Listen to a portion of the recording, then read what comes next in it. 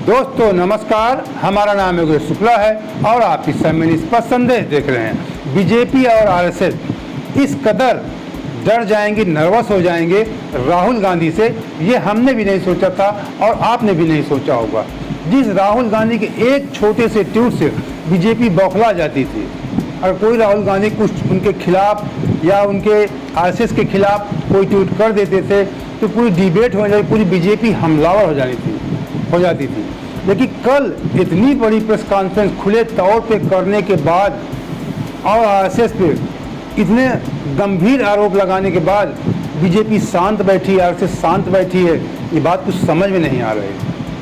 तो इसके संबंध में पहले आप वीडियो देख लीजिए। Last I recall that it was leaders of the Congress party who fought the British, who spent years in jail. Mahatma Gandhi, Jawaharlal Nehru, Sardar Patel, all these people, they gave their lives fighting the British. In my study of history, in my understanding, the RSS was helping the British. In my understanding, Savarkar used to get a stipend from the British.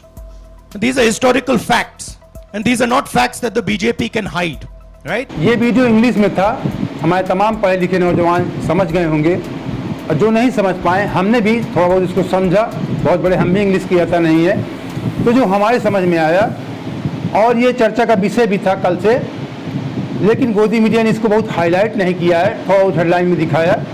तो उसमें समझ राहुल जी कह रहे हैं ये video English में इसलिए है कि जहाँ पे प्रेस कॉन्फ्रेंस हो रही थी, आप सब जानते हैं कि समय दक्षिण भारत में, कर्नाटक में, तमिलनाडु भी, केरला में, इस समय कर्नाटक में उनकी पद यात्रा चल रही है।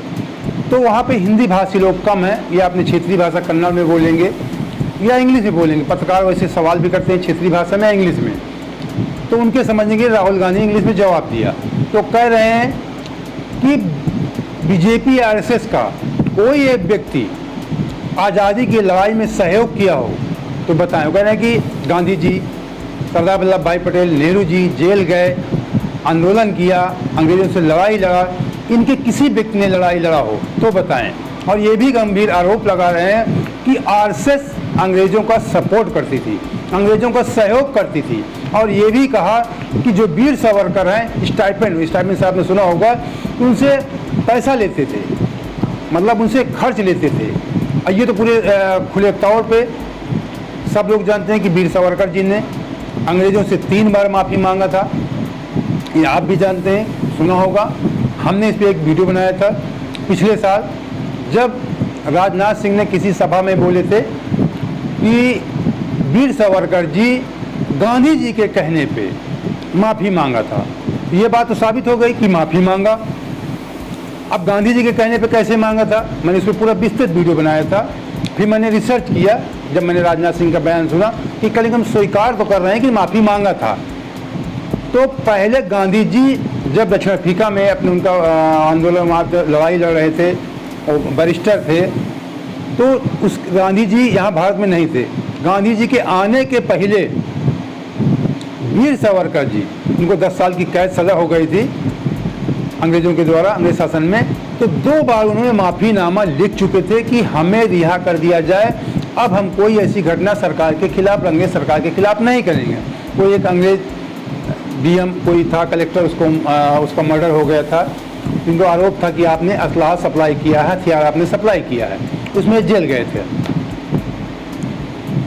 तो गांधी जी के आने के बाद 2 बार माफ़ी मांग चुके थे। मैंने पूरा रिसर्च किया, वीडियो बनाया, आप भी इसमें मेरा वीडियो भी देख सकते हैं या गूगल पे सर्च करें, आजकल गूगल सब कुछ मिल भी जाता है।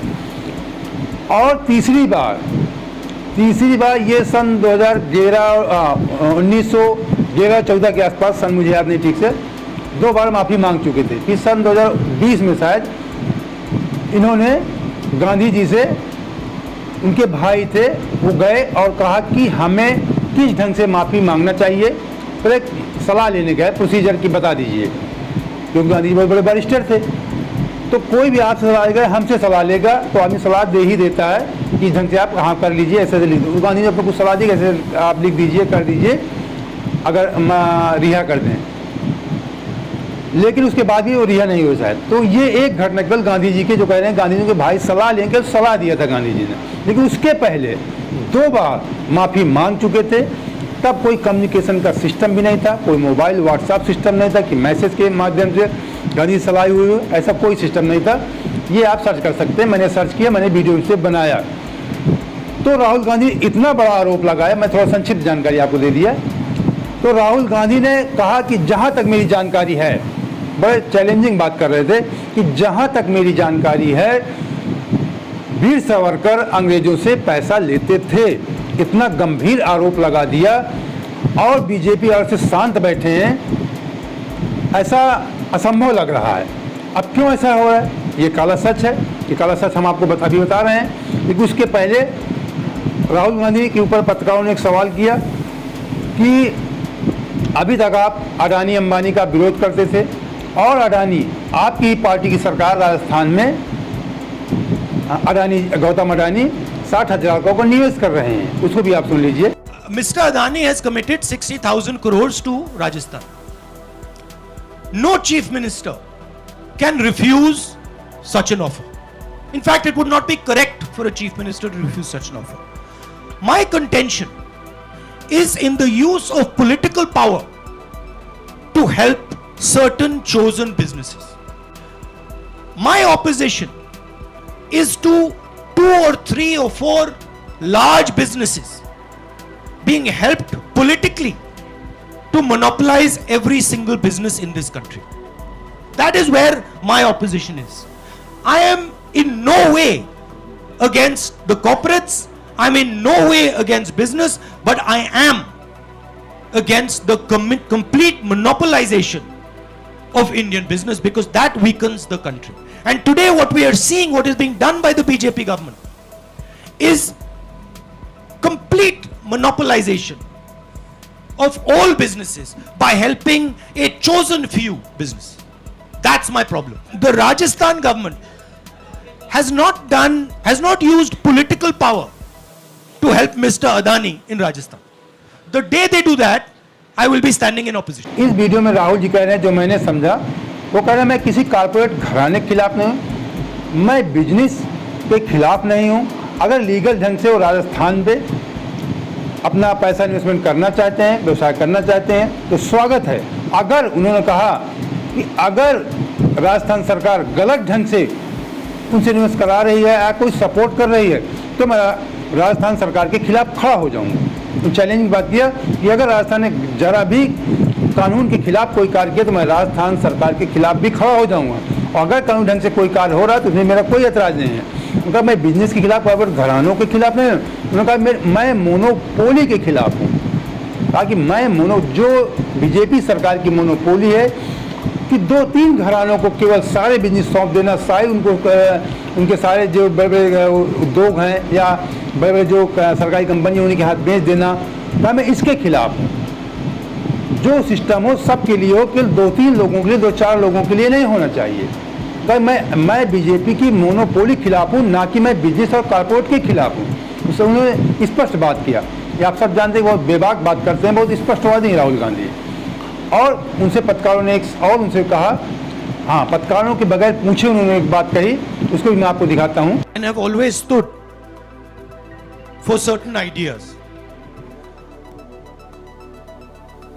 and that of course disturbs the BJP, disturbs the RSS, and disturbs other forces. Thousands of crores of media money, of media energy has been spent in trying to shape me in a way which is just untruthful and wrong. That machine is going to continue, and that machine is a very well-oiled, very financially rich machine. My truth is different. It has always been different. And the people who care to look carefully will see what I stand for and what my truth is. I believe in tapasya. That is my nature. That is my family's nature, has always been. इस video में बोल रहे हैं कि तपस्या मेरा स्वभाव, मेरा कर्म है, ये मेरे परिवार का स्वभाव तपस्या मुझे पसंद है। और कह रहे हैं कि बीजेपी हजारों करोड़ रुपए मुझे बदनाम करने में, मुझे मेरे खिलाफ प्रोपेगेंडा तैयार करने में बीजेपी ने हजारों करोड़ मीडिया पे खर्च कर दिया है। आरोप लगा रहे हैं कि मुझे मेरे खिलाफ षड्यंत्र रचने के लिए हजारों करोड़ रुपए मीडिया में खर्च कर दिया कि बदनाम करो राहुल गांधी को, ऐसा वो आरोप लगा रहे हैं। ये थे। अब बात कर लेते हैं बीजेपी क्यों डर गई। जो काला सच मैंने बताया, काला सच है ये है कि अभी शुरुआत, जब से यात्रा शुरुआत हुई थी जब यात्रा शुरुआत हुई तो उनके ऊपर सबसे पहला आरोप लगा कि वो टी शर्ट पे आरोप लगा कि ताज़ा टी शर्ट पहने। उसके काउंटर, जबरदस्त काउंटर कांग्रेस ने किया। इस समय आप जानते हैं सोशल मीडिया पे कांग्रेस जबरदस्त पकड़ बनाए हुए है, क्योंकि सोशल मीडिया पे पहले भी तमाम जो टीवी चैनलों के पत्रकार, अब इसके ये काला सच है, बीजेपी सत्ता के दौरान चैनलों से बाहर कर दिए गए। क्यों बाहर किए गए ये आप सब जानते हैं। वो सोशल मीडिया पे काम कर रहे हैं, यूट्यूब पे या अन्य ट्विटर पे, हर जगह वो हावी रहते हैं। और उसके बाद सोशल मीडिया कांग्रेस खुद हमला, और उसके खुद के तमाम अकाउंट हैं, तो उन्होंने ज़बरदस्त हमला बोला इसके खिलाफ। जो एक तेजा टी शर्ट का आरोप लगाया बीजेपी ने कि तेजा टी शर्ट पहन के भारत जोड़ो यात्रा आंदोलन कर रहे हैं। तो कांग्रेस ने उनका अमित शाह जी के तमाम उनके फोटो और वीडियो वायरल किया कि ये 80,000 का मफलर डालते हैं, स्कार्फ पहनते हैं 70,000 का, मोदी जी 10 लाख का सूट पहनते हैं, 1.5 लाख का मोदी चश्मा लगाते हैं। तो बीजेपी को बैकफुट पर जाना पड़ा, बीजेपी पीछे हट गई। फिर इसके बाद सरासर झूठ, स्मृति ईरानी, मतलब ऐसा झूठ थोड़ा लगाने के पहले भी लोगों को सोच लेना चाहिए। एक है सफ़ेद झूठ, जैसे मैं बताता हूँ काला सच, तो मैंने काला सच इसी हिसाब से बताता हूँ कि लोग सफ़ेद झूठ भी करते हैं। तो स्मृति ईरानी जी ने कहा कि राहुल जी इतनी भी गैरत मत दिखाते, अगर यात्रा शुरू किया था कन्याकुमारी से तो विवेकानंद के पास भी चले जाते, उन्हें प्रणाम कर लेते। जबकि जिस दिन राहुल गांधी की पदयात्रा शुरू हुई तमिलनाडु से, वो सबसे पहले पिताजी की समाधि में गए, अपना जो भी था अपना मनन किया, ध्यान किया। उसके बाद फिर वो विवेकानंद की समाधि पे गए, परिक्रमा किया उनका और उनको प्रणाम भी किया। ये हमने देखा, पूरा देश ने देखा। लेकिन पता नहीं स्मृति ईरानी जी इतना बड़ा झूठ, इतनी बड़ी लीडर होकर के केंद्रीय मंत्री हैं, देश की बड़ी जानी मानी हस्ती हैं, उसके बावजूद ऐसे आरोप लगा देती हैं। फिर आरोप लगाया कि नहीं गए तो तुरंत कांग्रेस ने उसका विरोध जारी किया, फिर हमला किया। उनको मुंह बंद करना, वो भी बैकफुट पर आए, मुंह उनको बंद करना पड़ा। और इस तरह कई तमाम घटनाएं इस तरह की होती रहीं। 3-4 कई घटनाएं बीजेपी ने आरोप लगाया, इसका कांग्रेस जबरदस्त काउंटर किया और बीजेपी को बैकफुट पर जाना पड़ा, बीजेपी को पीछे हटना पड़ा और बीजेपी की किरकिरी भी हुई। कैसे लोग जनता समझने लगी ये झूठे आरोप लगा रहे हैं और इनके किसी भी आरोप का राहुल गांधी की यात्रा पे असर नहीं हुआ और यात्रा बदनाम नहीं हुई। यात्रा का जोश बढ़ता ही गया, काफिला बढ़ता ही गया। जिस तरह आप लोग भी देख रहे हैं सोशल मीडिया पे किस तरीके लाखों लोग उनके पीछे, कभी बताते हैं कि 2 लाख 3 लाख भी लोग आ जाते हैं, 4 लाख भी लोग उनके पीछे चलते हैं। उनकी यात्रा में पीछे लोग चलते हैं, जनसैलाब उमड़ता है। तो इस समय ये 3-4 घटनाएं होने के बाद बीजेपी, आप लोग देखे होंगे, एकदम बीजेपी ने अपने आप को चुपचाप कर लिया, पीछे हट गई है। अपने लोगों को, प्रवक्ताओं को या नेताओं को मना किया होगा कि उनके खिलाफ, यात्रा खिलाफ मत बोलिए, नहीं जन आक्रोश भड़क सकता है, जन आक्रोश ऐसे झूठे आरोप लगाओगे तो जनता बीजेपी के खिलाफ जा सकती है। तो इसलिए अपने आप को चुपचाप कर दिया। अब इतने बड़े आरोप राहुल गांधी ने लगाया वीर सावरकर पे, जिनको आदर्श मानती है बीजेपी और आरएसएस, कि वो अंग्रेजों से पैसा लेते थे। आरएसएस के आरोप, जो बीजेपी की जननी है, आरएसएस पे आरोप लगा दिया कि अंग्रेजों का साथ देते थे और उसके बाद आरएसएस बीजेपी शांत बैठे। ये बात हजम नहीं हुई। कहीं ना कहीं ये एहसास होगा, काला सच ये है कि अगर हम इस समय राहुल गांधी के ऊपर हमलावर होंगे तो कहीं जनता हमारे खिलाफ ना हो जाए। जनता की भावनाओं को बीजेपी समझ रही होगी, ये काला सच है। नहीं, जिस व्यक्ति के एक ट्वीट करने पे बीजेपी, पूरे प्रवक्ता, पूरी पार्टी, नेता, बड़े हमलावर, मीडिया भी एक्शन पे आ जाता था। राहुल गांधी ये ट्वीट कर दिया, क्यों कहा? देखिए इतनी खुली प्रेस कॉन्फ्रेंस हो रही है, इतने बड़े बड़े आरोप राहुल गांधी लगा रहे हैं, ये लोग शांत बैठे हैं, मेरे कुछ समझ में नहीं आ रहा, आप लोग भी नहीं समझ पा रहे होंगे क्या रीजन है। रीजन यही है कि डर गए हैं। राहुल गांधी से नहीं डरे, जनता से, देश की जनता से। कोई भी सत्ता होती है देश की जनता से डरती है। ये तो राहुल गांधी को आरोप लगाते ही लगाते हैं, मैं पार्टी से यहाँ कोई ताल्लुक नहीं। जो सच है काला से बता रहा, इनको लग रहा है कि अगर राहुल गांधी को हमने ज़्यादा लपेटने की कोशिश किया तो कहीं हम भी न लपट जाएं या जनता हमारे खिलाफ और ज़्यादा न हो जाए। ये कहीं ना कहीं बात उनको समझ में आ रही होगी, बीजेपी प्रवक्ताओं को, बीजेपी के लोगों को। इसीलिए इतने बड़े आरोप लगाने के बाद इन लोगों ने कोई राहुल गांधी का हमला नहीं किया, नहीं सड़कों पे उतर आते। कोई भी पार्टी होती, बीजेपी अगर राहुल गांधी के खिलाफ ऐसा बोलती या कांग्रेस पार्टी के खिलाफ बोलती, नेहरू जी के खिलाफ बोलती, तो कांग्रेस पार्टी उतर आती, धरना प्रदर्शन, कांग्रेस खूब करती है धरना प्रदर्शन, आप लोग देखते भी हैं, कांग्रेस सड़कों पर उतर आती, धरना प्रदर्शन करती बीजेपी के खिलाफ।